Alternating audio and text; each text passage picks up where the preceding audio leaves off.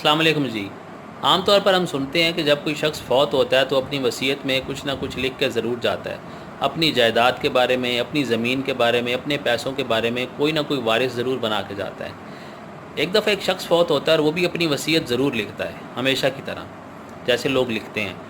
لیکن جب اس کے مرنے کے بعد اس کا بیٹا اس کی وصیت پڑھتا ہے تو وہ بڑا حیران ہوتا ہے اور وہ تھوڑا سا مسکراتا ہے اور پھر خاموش ہو جاتا ہے۔ تو ساتھ ہی بیٹھا ایک اور شخص اس سے پوچھتا ہے کہ تمہارے والد صاحب کی وصیت پڑھنے کے بعد نہ تمہارے چہرے پہ کوئی حیرانگی آئی، نہ کچھ اور، نہ تم سرپرائز ہوئے اور تم صرف مسکرا کر چپ کر دی، آخر اس وصیت میں لکھا کیا ہوا ہے؟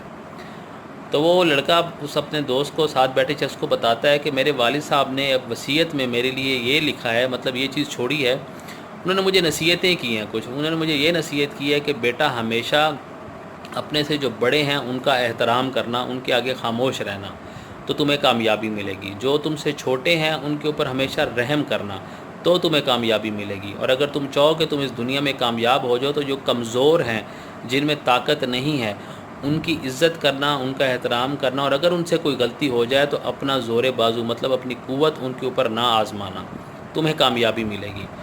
اگر تم کسی کے ساتھ زیادتی نہیں کرو گے تو تمہیں ہمیشہ کامیابی ہی ملے گی، اور اگر کوئی تمہارے ساتھ زیادتی کر دے تو کوشش کرنا اسے معاف کر دینا، تمہیں کامیابی ضرور ملے گی۔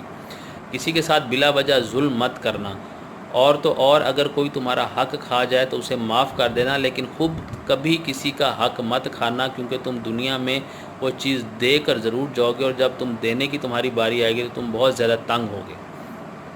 وہ جو ساتھ بیٹھا دوست ہوتا ہے وہ یہ ساری وصیت سن رہا ہوتا ہے اور وہ خود بھی بہت زیادہ حیران ہو رہا ہوتا ہے کہ اصل وصیت تو یہی ہے جو ہر والدین کو یا ہر شخص کو اپنے مرتے وقت اپنی اولاد کو کر جانی چاہیے اور بتا کر جانی چاہیے، تاکہ وہ اس دنیا میں ایک کامیاب زندگی گزار سکے۔ لیکن افسوس کہ ہم وصیت میں صرف اور صرف جائیداد، پیسہ، زمین، یہ ساری چیزیں لکھ کے جاتے ہیں، لیکن ہم اپنی جو اولاد ہوتی ہے، اپنی اگلی نسل ہوتی ہے، اس کو کوئی ایسی بات نہیں کہتے جس سے اس کی دنیا اور آخرت سنور جائے۔ ہم اس چیز کو سوچنا ضرور چاہیے۔ Thank you so much.